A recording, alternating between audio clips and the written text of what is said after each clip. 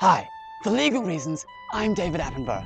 We're here today in Lacrosse Heartland looking for the elusive Lax Bro, who are known for their stick trickery and their general broing out.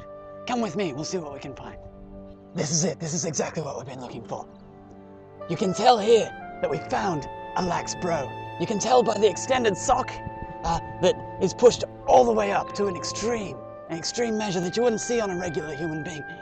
If you have a look, the Lax Bro is distinguished from everyone else in society by this bucket cap that he likes to wear and this long flowing locks that they call the lettuce. You can see how the lettuce just flows out the back, like evergreen leaves on a winter's day.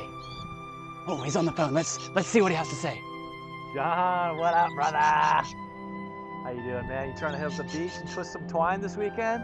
This is classic Lax Bro conversation. Listen in and you'll see how it makes no sense at all.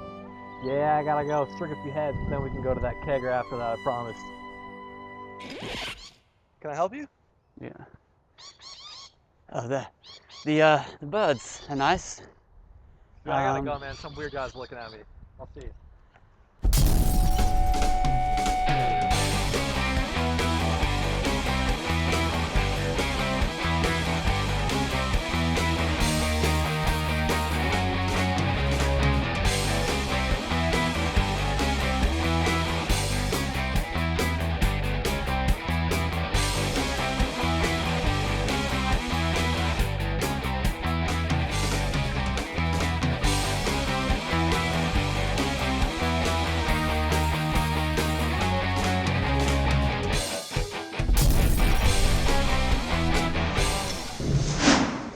Welcome to Fast Weight Lacrosse. We're excited to be bringing you our second season of all the news, highlights and action from lacrosse around Victoria.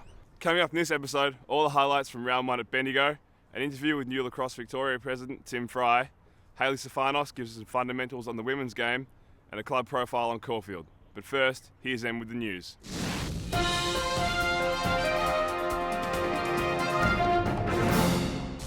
Thanks, Evan, and welcome back, everyone.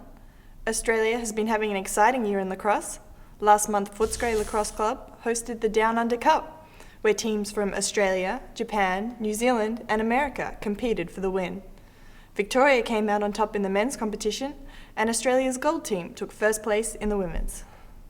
Earlier in July, we celebrated our many imported American players by taking them on in an Imports versus Victorian All-Stars Independence Day match at Surrey Park. After a rousing game, the All-Stars won the day.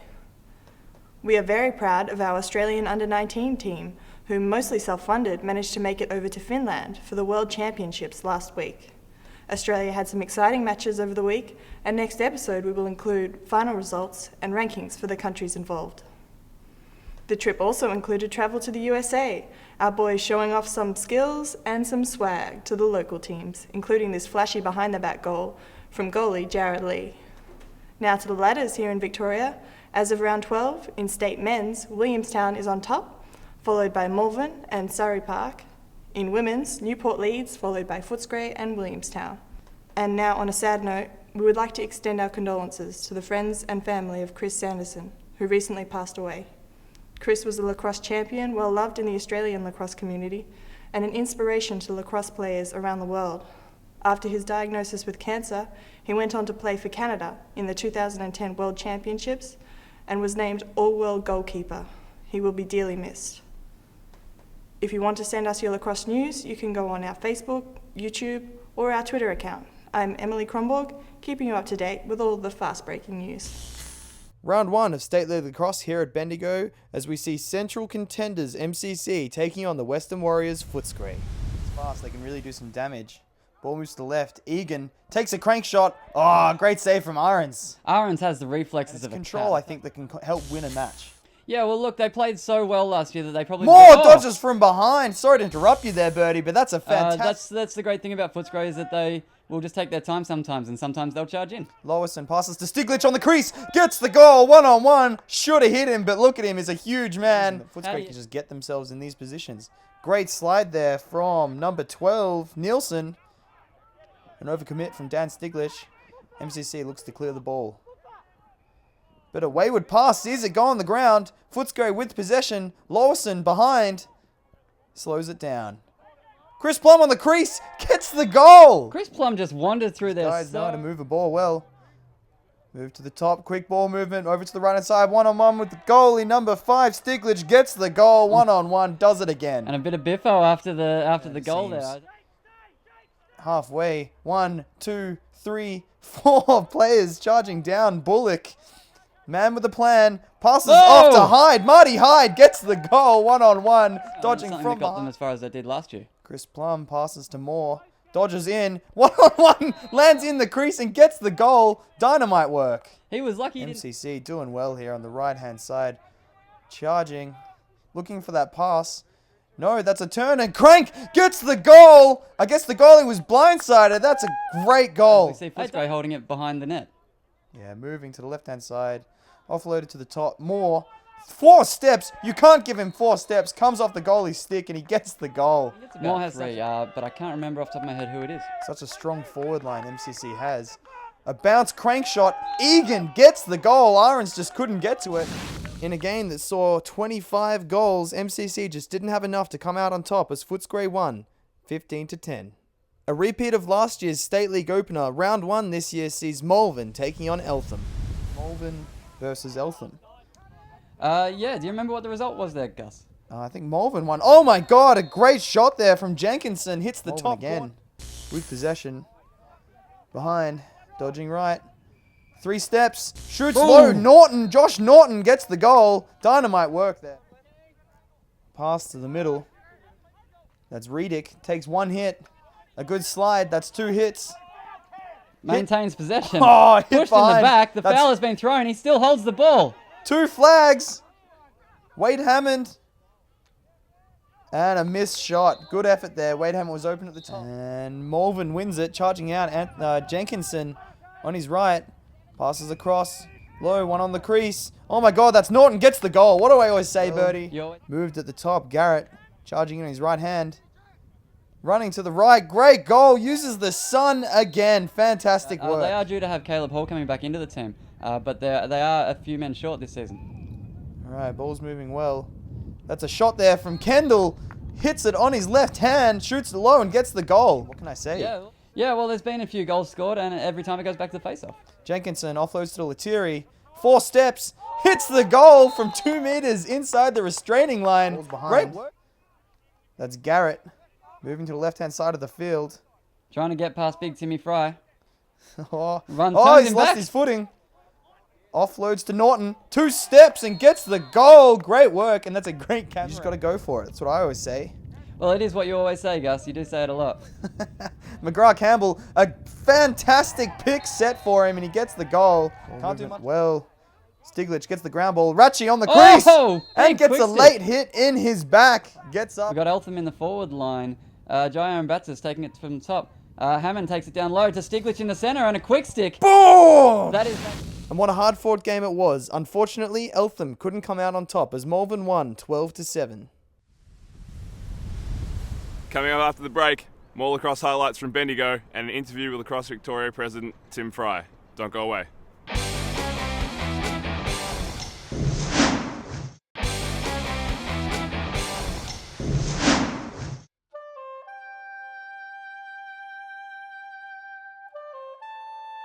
Now, if we're very lucky, we're about to witness something incredible. The mating ritual of the lax bro. This only happens once every 15 minutes. What he does is he waits in a park or a street area for the female of the species to walk by, and then he lets out his mating call. I'm sorry, what? What up? You trying to come to my party later tonight? Oh yeah. Wow, that was amazing. Well, you don't always experience that in the wild, but a sight I can't believe my eyes. Welcome back to Fast Break Lacrosse. John Harris was president of Lacrosse Victoria for over 15 years. This year, Tim Fry has taken over at the helm. We caught up with Tim to see what his vision for the sport is for the future. 1, 2, 1, 2. I'm Tim Fry, I'm president of Lacrosse Victoria. I took over the presidency from John Harris this year in April. Lacrosse means a lot to me. It's been a big part of my life. I started at the age of 8, and from that time on, I just got so involved in lacrosse. I found other areas of my life got better, so I got better academically. When schooling improved, I increased in confidence. I found something that I really loved and I was okay at. And lacrosse has so much to offer for all kids that really, for me, I just want to impart that. That's pretty much simply it. I have no grand plans for anything else. It's just I want more kids to play lacrosse because I know what it gave me and I want to give that back. Personally, a goal of mine is really a real strong goal for me is growth, and that is shared throughout the board. And really being innovative in the way we actually deliver, which I call lacrosse a product. How do we deliver the product and how do we actually sell the product to the non-lacrosse person? The main role really though of the board is to set the strategic direction of the sport, but also to be accountable to the day-to-day operations as well. No secret that Victoria is seeing unprecedented population growth, but lacrosse isn't. We're growing very slightly, but we need to do better at how we actually sell the product and expose the sport to people. And that's not just about juniors, it's also how we present our Premier League competitions in the men's and the women's. How do we actually present those games so the non-lacrosse person wants to get interested to come watch. We've seen huge growth within lacrosse in the US and Canada. So much so that it's actually the fastest growing sport in the US in the men's and the women's, importantly, particularly in the women's. So we need to look to Canada to see what things they've implemented in terms of exposing the sport and growing the game. And I believe what we can learn straight off the bat is strategic planning and direction. But what it tells me about growth in North America is there's nothing wrong with the product. There's nothing wrong with lacrosse as a sport. It's actually, we need to get better at selling the sport. What amazes me is Australia's ranked 3rd in the world, given we only probably have maybe 4,000 males playing in Australia. And in the women's, we're ranked second in the world, and we have possibly 1,500 women playing. But I guess one thing you can be assured of is actually we're about doing things. This board is about doing things differently, and that's what we're working towards. But as we keep on reminding ourselves, this is a marathon, not a sprint. There's a lot of work to go on. First State League Women's Game of the season here in Bendigo sees Newport taking on Footscray. And the draw's taken. And Footscray comes out with it. Number 3, Birch. Charging down. Is this going to be a shot? Oh, post saves. Oh, great cleanup from Dawson. It gets the moving the ball quite well as they used to. A charged for the goal. Oh, great defense work. Getting on the inside of her. Charging in. Oh, and great takeout. This is great defense from Newport. But also well held by Footscray there. Oh, and Birch resulted in falls behind now with Dawson. Hits Justice Allen. She is the tallest player on the team, and it got to her with their turn to open their account. Well, yeah, we haven't seen them get one yet, so let's see how they go. Patton gets the ground ball and gets doing quite well as a comeback. Newport, geez, they got some quick girls coming down the field. Looks left. Stefanos charges in, shoots it high, and gets the goal.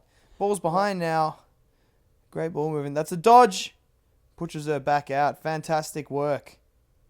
That's a feed to the middle. That's number 29. Barlow gets the goal. And a lifting motion. As Newport comes out with it again, they dominate in that draw position. Ball goes to Kirchheimer in the middle. Great take there. Her defender's behind her, takes a hit on the head, charges through, one-on-one with the goalie and gets the goal. Well, what was I saying about teamwork? That was all our own work there. Sometimes you... Oh, no, wait. Oh, it's not a goal. It looks like it has been disallowed and been called a penalty, so that the ref must have blown the whistle. It appears that's what happened. That's a shot and a save. No goal after all. Kirchheimer with the ball charging down the field, taking on everyone, passes across to the right, ball goes loose, and there's a scrimmage for the ball. And again, Newport comes out with it. Well, it's their game at the moment. Kirchheimer charging in. How does she get to that position? She gets the goal on her right. Could have gone each way, but in the end, Newport had enough to win 12-7. Don't go away, because after the break, we have a club profile with Caulfield Lacrosse Club.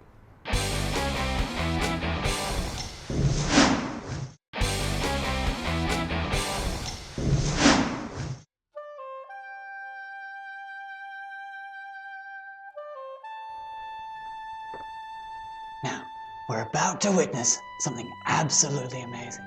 We have to be very quiet and just come on through.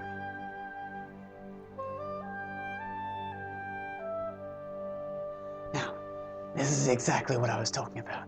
The Laxbro has been through the mating ritual with the female of the species, and he's now in post-mating. Dude, what are you doing here? If I stay really quiet, they won't know I'm here.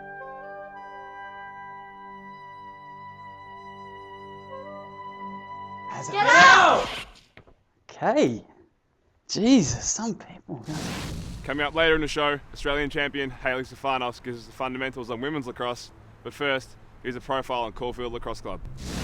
If I had wings, I'd take off work, fly around town until it got dark, watch the kids playing basketball down in the park with their shoes on, and laugh at them, ha ha, I'm out of here, gravity free in the stratosphere, don't need a blunt or a can of beer. My second home, I've been here, I used to live across the road, that's how I started lacrosse here. You start down here when you're a kid and you grow up, so it becomes really part of your life. I've spent more than half my life at this club, so I think most people in the same boat would be lost without it. I could have gone to any lacrosse club where my kids wanted to play lacrosse, but I brought them here because I just love this club. I love the people in the club, I just love the club. In years gone past, the attitude was if we have kids playing, we have kids playing, and if not, we don't. But now there's a real push because we want as many kids to pick up lacrosse sticks as we can. We're slowly getting juniors back into the club, which is fantastic. We're not worried, boys, girls, or wherever they're from. As long as they're playing lacrosse, we're all happy. The new branding that we've got, I think it's a positive direction for us. It's got a bit more of a meaning to it, and it's a bit more of a mission statement, just simply with the pride, having pride in our lacrosse club, having pride in ourselves and having pride in our team. I think it's fantastic. The girls have always been against that cobra that that we used to see, so I think the branding's fantastic. I'd have a girl if I had wings. We want to get into the Asian market, and we promote ourselves in Japan and trying to be Thailand and Singapore. We want the Asian players to come here because we think they have a really good brand of lacrosse. Any of the overseas additions are welcome. The Japanese boys, we've got a couple this year. I made a lot of friends, and I play very high level, and culture and weather also. All the ones I've had over the years have always been great. They're so enthusiastic, their energy, the smiles, they're the happiest lacrosse players I've ever met. Coffee, second!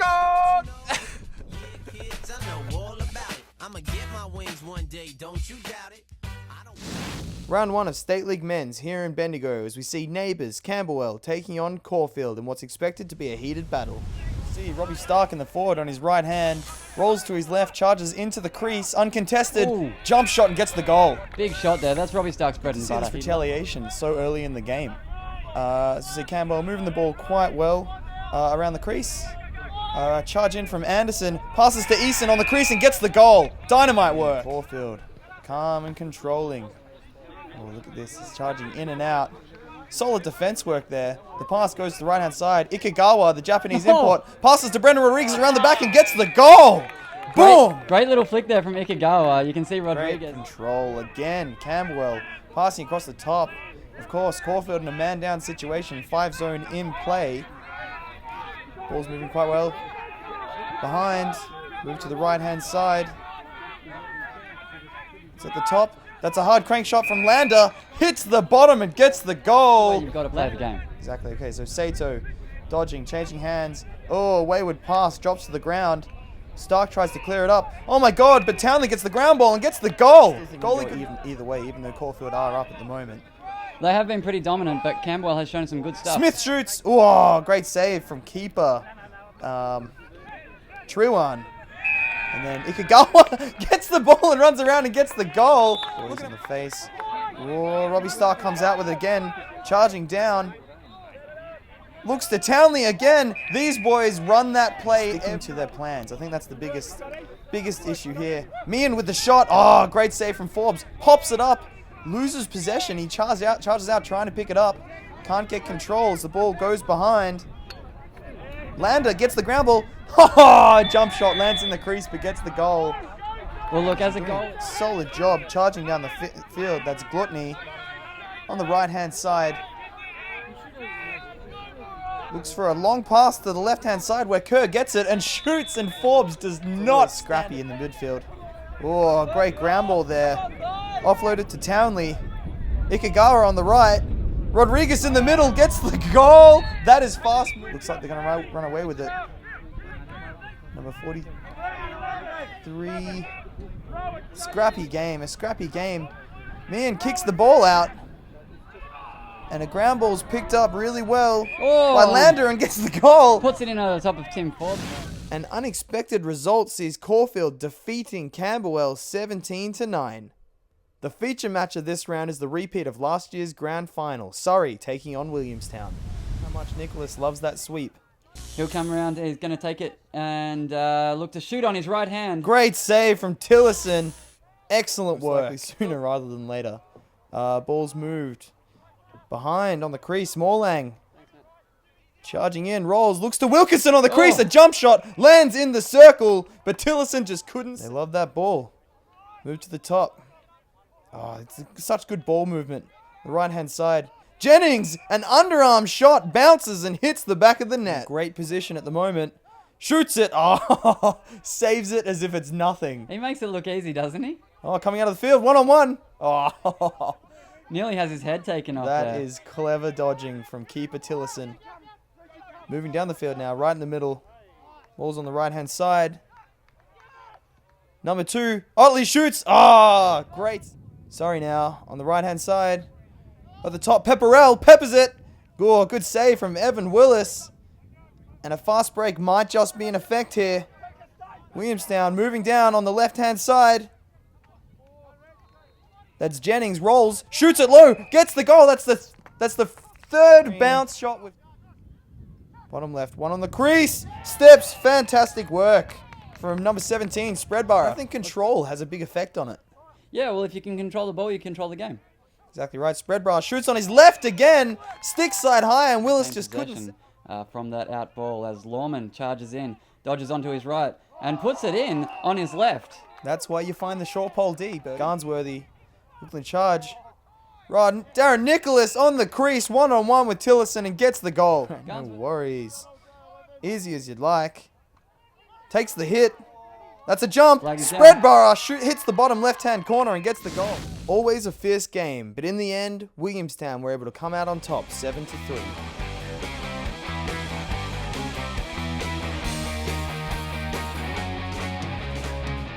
Hi, I'm Hayley Stefanis, and tonight we'll be going over the basic skills of catching and throwing. Tonight, Erin and I will be showing you the action of catching and throwing. It's really important that we have a good solid base to begin with, so you have your opposite foot forward. So I've got my stick in my left hand, I'm going to have my right foot forward.